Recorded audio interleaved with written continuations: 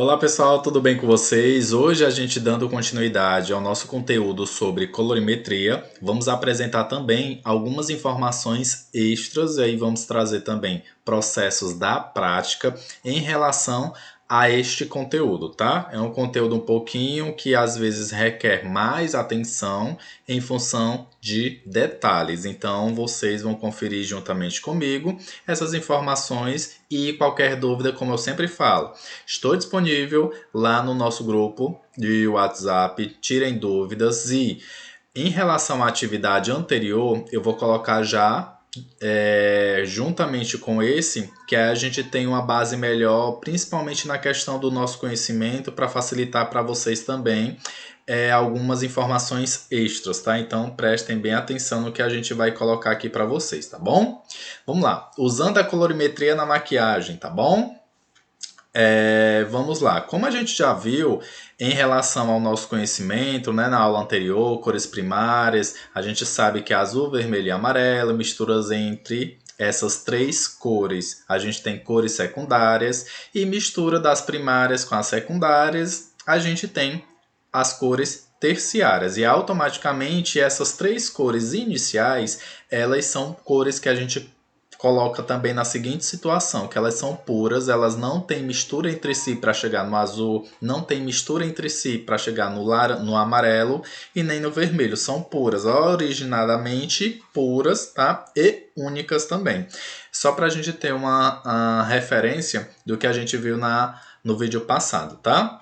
E para a gente também colocar em função do que temos de mistura, temos aí as cores secundárias, que é verde, o laranja e o violeta, que aí de baixo também tem a descrição em relação a quais tons ou quais cores utilizamos, dando originalmente uma segunda cor, que é as secundárias, tá? Embaixo tem aí a descrição, tá? Estou passando um pouco mais rápido devido a esse conteúdo que a gente já tenha visto em função das outras aulas, tá bom? E temos aí, consequentemente, as cores terciárias, trazendo uma referência maior, uma gama de cores, atribuindo principalmente como maquiador, isso é interessante para você identificar tons e subtons de pele, cores que na verdade é interessante você utilizar no seu dia a dia, com a sua modelo, a sua cliente, porque que tal cor fica interessante em determinados tons de pele para a gente e entender um pouquinho esse processo, tá? Chegando nessa parte, um resumo de tudo que a gente viu. Aí a gente tem a questão do nosso círculo cromático. Se a gente for observar, considera-se cores quentes, uma variação lá que vem do vermelho até para o amarelo. São cores quentes. As demais são cores frias. As quentes remetem luz, brilho, maior luminosidade. As frias, elas na verdade têm um tom em função de atribuir esse tom ou pigmento mais fechado, mais puxando mesmo para as tonalidades que a gente hoje em dia tem. Dentro da nossa paleta de sombra, né, os tons mais nude, o que na verdade é um pouquinho mais suave, não tem tanta vibração, não tem aquele pigmento bem saturado ou não tem aquela força de brilho exaltada automaticamente aí na nossa cor, tá bom? Vamos aqui para o próximo. O que é interessante, coloquei aí esse círculo cromático também em função do que algumas pessoas têm de ideia. Por exemplo, tá? Quando eu vejo um amarelo no primeiro círculo, lá onde tem em cima do nomezinho, tá? Primária, deixa eu só ver aqui se eu consigo fazer uma coisinha rapidez. Quando eu tenho esse tom amarelo, a primeira linha, tá? De fora para dentro, eu consigo perceber que é uma cor bem clara, bem vibrante. Se vocês perceberem, quando tem as camadas ou os tons para dentro ou no centro do meu círculo, ela deixa a pigmentação menos saturada. Então é muito relativo quando a gente diz ou coloca para algumas pessoas. A seguinte informação. Anderson, mas aí é que tá. O meu amarelo é uma cor que a gente chama e tem a referência de ser quente, mas existe alguns tons também que algumas pessoas classificam de pastéis, que eles não têm uma saturação tão alta, não tem uma vibrância na cor tão interessante, mas eles não deixaram de ter a referência dos tons quentes. Por exemplo, o amarelo em específico, tá? Que eu estava falando.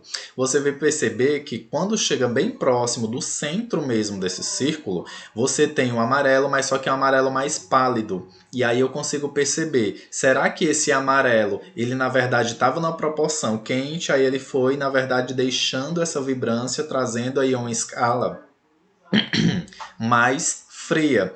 Então é muito relativo. Existem pessoas e para a gente identificar o tom e subtom, existem essas possibilidades para a gente tirar a saturação desse pigmento ou não, tá? Que a gente vai ver daqui a pouquinho alguns testes e informação também para vocês utilizarem nas produções, tá certo? Quanto mais fora do círculo a gente tem a vibrância, caracterizada lá pelo nosso círculo anterior, tá? O círculo cromático anterior, que são as cores realmente mais vivas, independente sendo quente ou fria, eu tenho uma pigmentação muito saturada. Nessa segunda situação, tem uma variação em função dos meus tons. Pastéis, que são mais clarinhos, e a maior vibração que eu encontro na minha cor.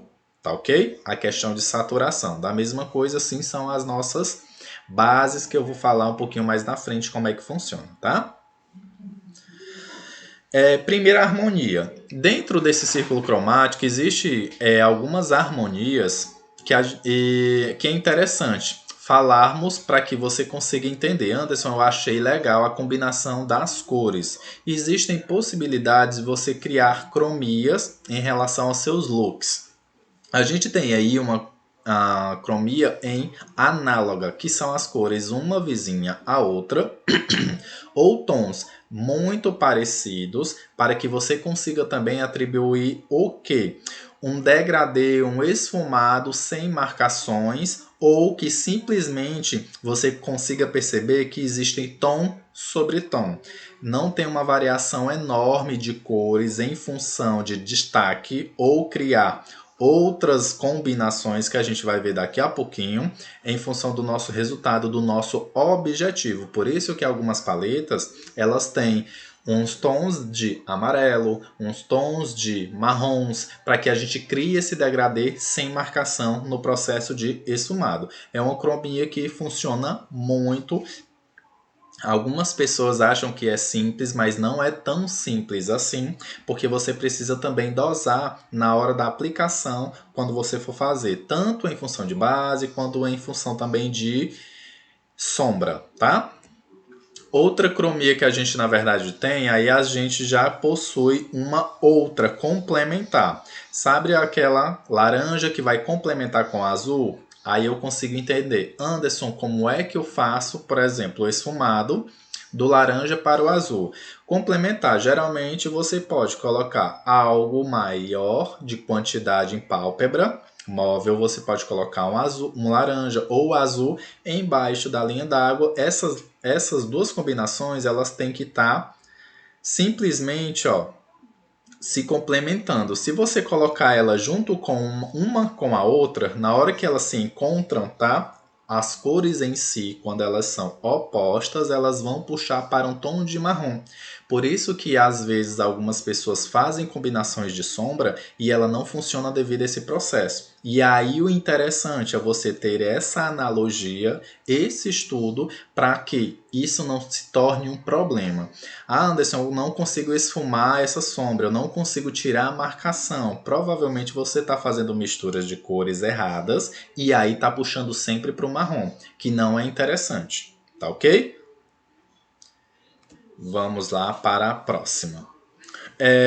Outra combinação que eu acho bem bacana.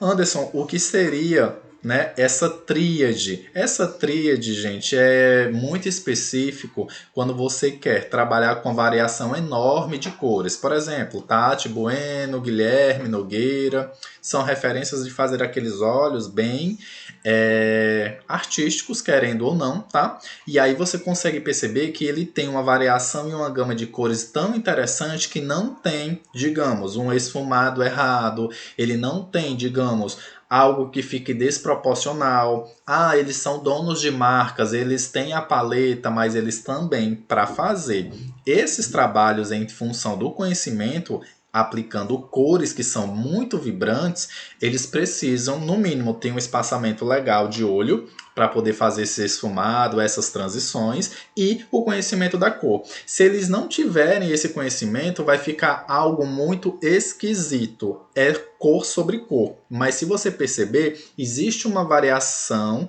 de tons e uma transição de cores saindo do verde, indo para o roxo, indo para o amarelo, independente de qualquer que seja a cor, essa tríade, quando você coloca, é necessário a gente também identificar que o triângulo que está formado nessas combinações, ele precisa desse processo de transição. Se vocês perceberem, dentro desse triângulo existe uma variedade de cores que ela precisa ser aplicada para poder criar esta transição, para não ficar uma coisa muito sobreposta, porque se juntar as duas cores elas vão puxar para o marrom, e aí você na verdade vai ter uma neutralização de cores que, independente de qual cor que você utilize, se for amarelo e azul, juntou as duas, vai puxar para o marrom. Como a gente fez no exercício anterior, que eu passei lá a aplicaçãozinha de tinta de base, criando os tons e subtons da base, aplicando algum corretivo específico, tá? Que a gente fez na aula também passada,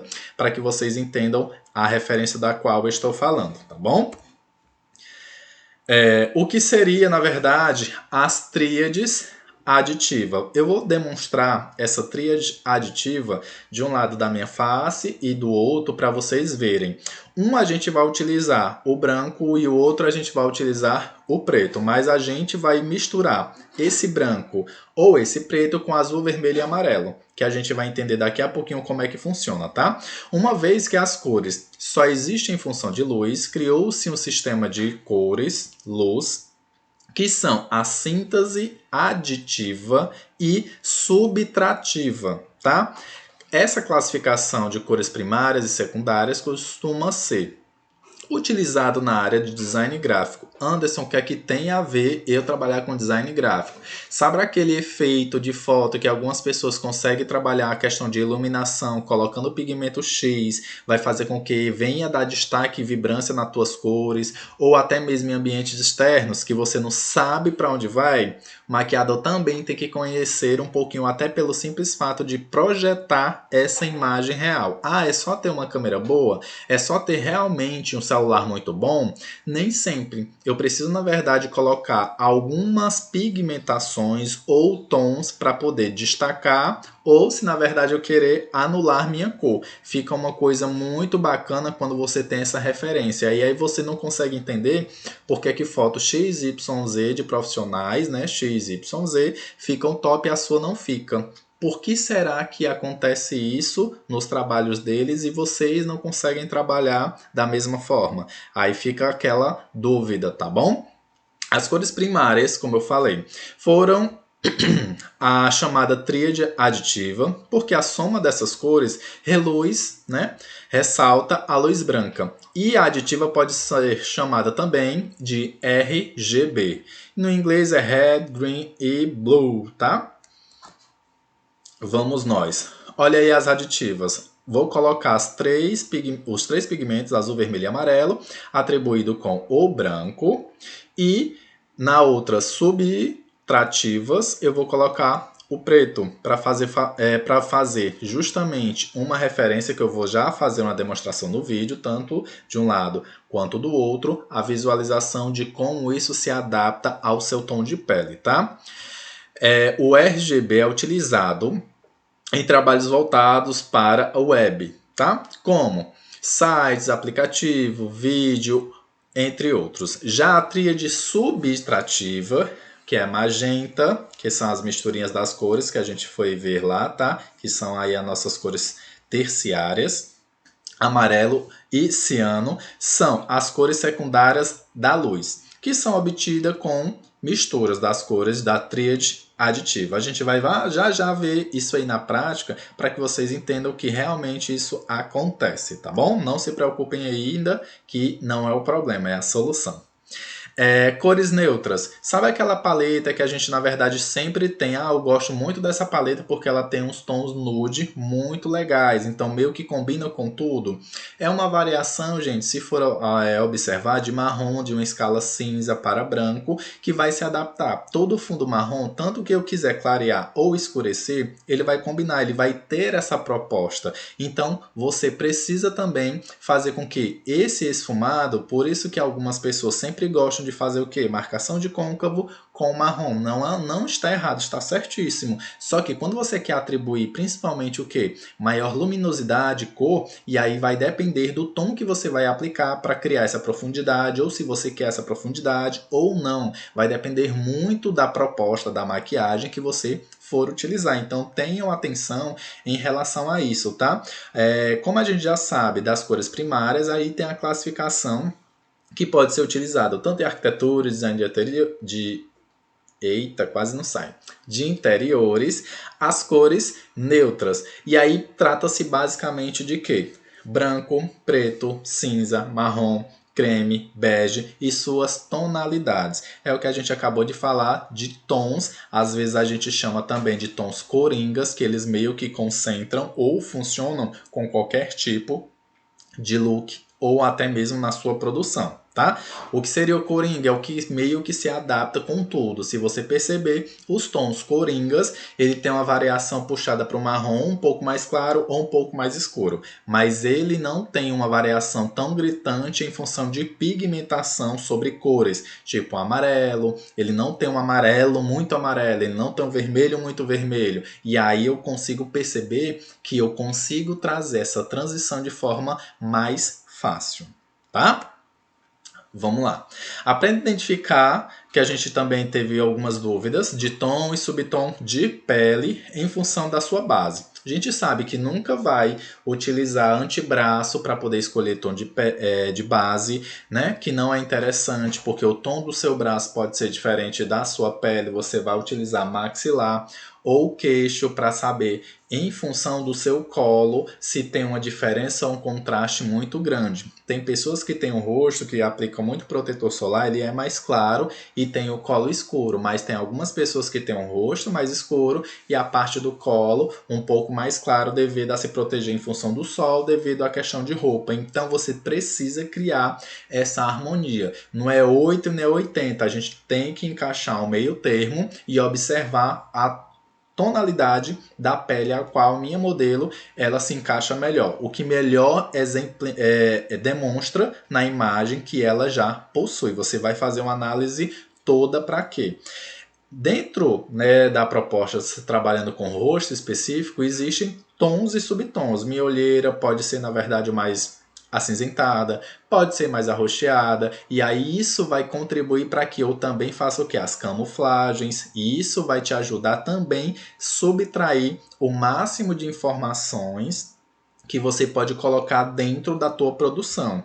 Maquiagem perfeita é aquela que realmente encaixa como uma luva, observando aspectos, principalmente de pele, do produto que você vai utilizar, através dos testes que a gente tem como trabalhar em função de queixo e maxilar, fazendo com que a tua realidade ela não tenha uma expectativa e não seja alcançada. Ela precisa andar em equilíbrio. É interessante que vocês utilizem, sempre façam esses testes. É normal. Ah, Anderson, eu tenho dúvida ainda de tom e subtom. Vai fazendo teste e, querendo ou não, vocês precisam também praticar.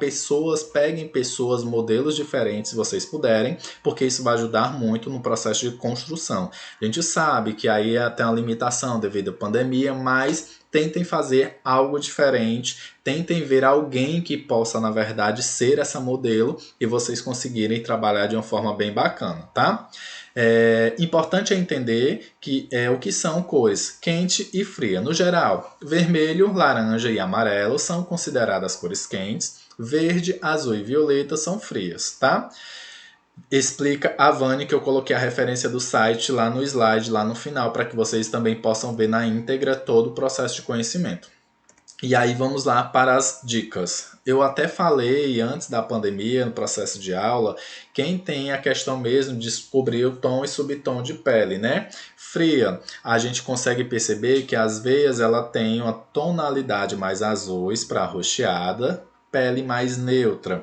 Ela tem as veias azuis mais esverdeada e pele quente, né, as veias verdes mais amarronzadas, tá? E aí eu consigo perceber de uma forma também que fica mais fácil absorver algo a mais. Eu não vou só olhar para o rosto, eu vou olhar também um aspecto no geral. Questão mesmo, como a gente tem aí tonalidade de veia, que você vai ver lá no pulso da minha modelo. Você, na verdade, antes de começar o atendimento, já passa um álcool na mão, já dá uma olhada, né, nessa veia para ver mais ou menos que tonalidade ela tem. E aí já vai conversando, quebrando um pouquinho o gelo em função desse contato também de trabalho, que isso ajuda muito e facilita com que a tua modelo também contribua para que esse trabalho seja bem bacana, tá?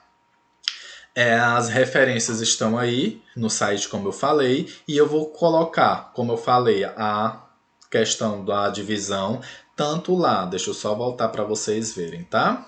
As cores aditivas e as cores subtrativas. E eu vou fazer também um outro teste que é interessante fazer com tecido dourado e com tecido prata, para vocês verem o tom de pele ao qual eu combino.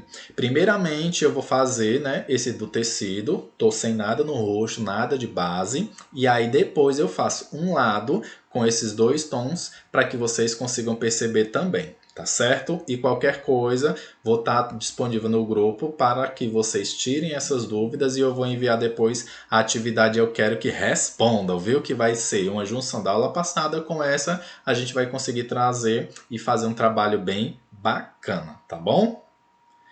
E seria isso, até mais, estamos aí. Qualquer dúvida, tá? É só chamar. Beijo, tchau, tchau.